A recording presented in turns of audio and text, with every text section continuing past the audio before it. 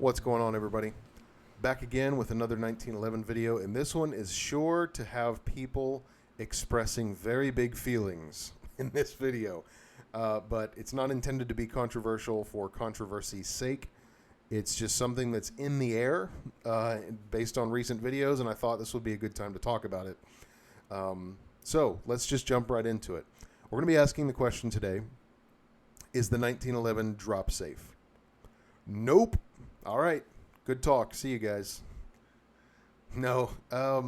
So look, the short answer is technically no.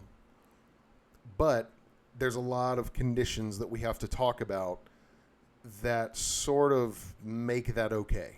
Okay, so let's get into the details. So on the table, I have my T-Sauce, just standard 1911, and this is representing the Series 70 side of the house. And then here I have my Kimber Custom 2, which is representing the Series 80 side of the house. So for those of you who don't know, briefly, a Series 70 1911 means that basically there is the firing pin sitting in the firing pin channel. And the only thing keeping that firing pin from going forward is a spring that's wrapped around the firing pin, okay?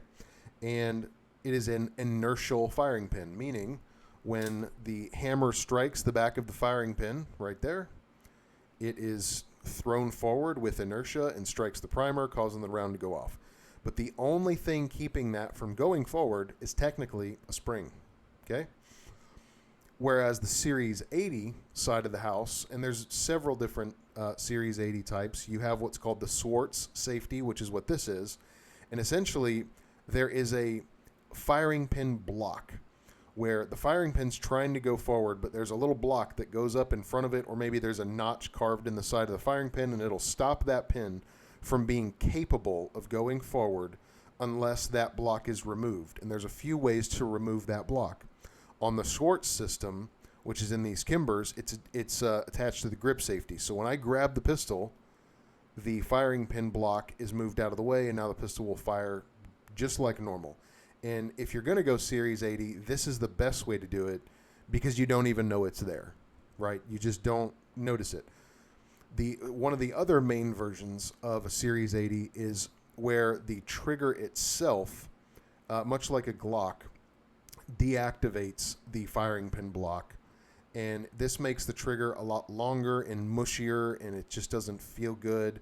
But it essentially does the same thing. As the trigger comes back, the firing pin block is moved out of the way. When the hammer falls, firing pin can go forward. Okay, and these systems were created much like the 3-click system in single action armies. They were created because of lawyers, right? It's not an actual problem, but people, pull up some anecdotal, very rare cases and clutch their pearls. Lawyers get freaked out, and now we have Series 80 systems. Now look, like I said, the Swartz system, I don't even think about it. I don't even know it's there. So this is actually pretty good if this is something you're worried about. But let's get into the Series 70. That's really the one that we're going to talk about because this is the most common and really most sought after firing pin system because it preserves the quality trigger in the 1911. So basically, let's get into the question, is it drop safe? The answer is no. It is true that if you drop the pistol with enough force, that firing pin is inertial and it's wide open besides the spring, so yes, it can go forward and strike around. But those of you who've been around in the 1911 world for a good long while, you'll remember about 16, 17 years ago, there was a test that came out, very popular in the forums, if you were in the forums on those days, and it was called the Drake test. And the Drake test consisted of basically a series of pistols being dropped to see if this guy could get them to go off. Now, I did try to go to his website, and so we have something to look at, but that website's been taken down. But I was able to pull a thumbnail from his tests off of a forum, so we have something to look at. But unfortunately, I don't have that test in front of me. You are able to go back on the forums and see some of the conclusions from that test. And of course, it's not an exhaustive test. It's not super scientific, but it does tell us something. And so the result of those tests were, yes, if you can drop the pistol right on the barrel, and it's got to be really straight, you can cause enough inertia to cause the firing pin to strike a primer, and he was able to get this to happen in all steel 5-inch guns with a brand new extra power firing pin spring from 4 feet. Now, most people, so I'm 6'2", okay? My belt line sits at about 3 feet.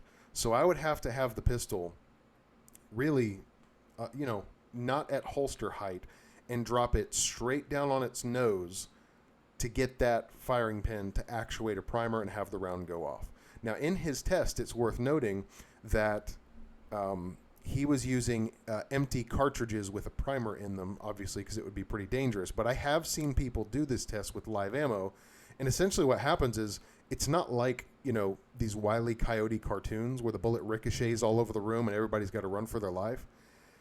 The bullet frags, right? And if it's a softer material, it just disappears into the material, right? So, yes, bullet frag is still dangerous. I'm not saying it's not. Now, it's also worth noting that in this test, he could only get this to happen reliably on really hard floors, like hardwood and concrete. Nothing else. He could not replicate these drops on anything else. So, like grass, carpet, you go down the list. Those things, it had to be a hard strike, perfectly nose down on a hard surface. And then, yes, from 4 feet, even with an extra power firing pin spring, it will still go off. So I did do some research to try to figure out, are there a lot of reported cases of 1911s being dropped and going off and hurting people? And really, I would think that if this was an often enough occurrence, there would be some sort of a conglomeration, a report, some sort of an article, something to that effect that would be bringing this issue up, especially in the gun world. These sort of things get sensationalized really easily, and these media companies, like all media companies, they want eyeballs. So something like that, to me, would be a juicy opportunity to bring up certain stories and get people looking at it, right? And maybe even to drive a narrative if you're sort of anti a certain thing. So in my research, I just searched on the web, and that was a little bit hilarious because I have the video I'm showing you, the screenshot. I asked for 1911 discharges, and all it gave me was SIG. So the basic web searches really just yielded a bunch of people on forums making unsubstantiated claims with no links, no investigations, no articles, no nothing, just claims. Now, doesn't mean they're not true, but some of these were on Glock forums, and it's very clear when you read some of these posts, they are just anti-1911. And so, now, again, I'm not saying they're not true, but people making unsubstantiated claims about a thing they don't like, that's kind of common in human history, right? So then I went to AI, and I asked AI, and I have it here on my phone, I asked Grok, find me instances of 1911s being dropped and going off, right? That was the way I asked the question. And so we have a few. The first one is a gun club incident in Raleigh, North Carolina in 2017. A member of a gun club dropped a 1911 pistol. It's unclear whether or not it was a Series 70 or not. I would guess it is. On a concrete floor, resulting in a discharge that caused a divot in the floor. Okay, so, and in this instance, it does say here that it was clearly from the video dropped, the guy dropped it from about chest height. Seems to match what we've been talking about. It did hit straight down, and really all that happened was the bullet fragged a hole in the floor. Now, the only other incident that was at all reported that it brought up in this report was, it says it right here, the Cracker Barrel incident of 2023. And now this one's really foggy and blurry. There's not a lot of details here, but essentially there was a guy carrying a Colt Mark IV 1911, and he had it in his pocket. Now, that's already a red flag, right? So the guy's improperly carrying the pistol. When the gun's not holstered, you're carrying it that way. I could easily see a safety being turned off in that condition if he was in condition 1. And apparently the gun fell out and wounded two bystanders. Okay. Now, it says here the report lacks detailed information on whether the pistol was holstered, the condition of the firing pin, if it was modified, blah, blah, blah. So we really don't know anything. All we know is the guy had a Colt Mark IV in his pocket. It fell out and went off. Okay. And it says wounded 2 bystanders. So my guess is if this is what we think it is, where it fell out and hit nose down, it, bullet frag probably, went in every direction and hurt some people. That's what it sounds like to me. But again, I can't really confirm anything here. The next thing, point 3 from the AI report, is basically just anecdotal reporting, unsubstantiated reporting from forums, right? People making claims, and none of them are linked. There's no investigations. There's no documentations. So, look, people just say things sometimes, and so you got to bring some proof in these cases. So something else it lists in this report is that there is actually a SAMI standard for drop testing, and that all modern manufacturers pass this: Colt, Springfield, Sig Sauer. Those are the names listed here. And this is Series 70, not just Series 80. And the test is that they have to be able to survive multiple drop tests from 40 inches onto concrete at multiple angles. And all these companies pass that test. Okay? Just telling you what it says, not really telling you whether or not that's true. It's just what it's telling me here. And it is citing this. It cites SigSauer.com has an article on their website, as well as ShootingIllustrated.com has an article. If you guys want to search that, you can. And then it also cites some cases in here where 1911s were dropped, and they went from a full cock, but the half cock notch in the sear caught them. There's about 3 of those cases, but it also says here as a caveat that those guns were all modified, meaning they had a lighter mainspring in the pistol. And this is yet again another reason why I think a properly weighted mainspring keeps that appropriate amount of upward pressure on the sear and hammer engagement points, so that you're not going to skip a sear if the gun is dropped. But John Moses Browning, being a genius, put that half-cock notch in there. And in these cases, from what it sounds like, the pistol was dropped, it skipped a sear, but it caught on the half-cock notch. So the safety mechanism worked. So really what we're seeing here is that, yes, the 1911 is not technically drop safe. But what is very clear is that it is very specific conditions, and it's so rare that the military never had a problem with it. All these manufacturers are passing these drop tests. You don't see like articles being written about it. You don't see rules at ranges or gun classes about this. Like, it's just a non-issue, very obviously. Okay, so I asked the question again, this time using Grok 4, and I asked for a deep search, and you can see that it is currently doing a deep search. This takes a little while for AI to do because I'm asking it. I said I need a list of every single known incident of a 1911 pistol being dropped and going off. Okay, so here it goes. It's starting to populate. So the first search I did was with Grok 3, which is sort of their, it's not their most recent version of AI, but then Grok 4 is very detailed. It's their most powerful AI that they have available. And, okay, so here we go. The Colt 1911, So, of course, it's going to give me a dissertation on what I asked for. Okay, so number 1, Jeff Cooper's witnessed incident, date unknown, pre-1980s. Firearms expert and trainer Jeff Cooper reported seeing a 1911 discharge after being dropped muzzle down, creating a small hole in the dirt. He noted it as a known issue, but not a major concern in practical use. This is one of the earliest anecdotal reports from a prominent figure in the firearm community. And this is linked from backwoodshome.com. There is a public bathroom drop, date unknown, reported in 2013. Loaded 1911 pistol dropped muzzle down from approximately 4 feet. Again, where the trend seems to be consistent. This was documented in a forum discussion. Okay, so from the firing line, but this is a claim. There's no actual link to a story of any kind or a report. Another muzzle down accidental drop, date unknown, reported in 2011 from another forum user. Unsubstantiated. It's their personal story, and it's from m1911.org. Okay, we have the Cracker Barrel incident that we already talked about.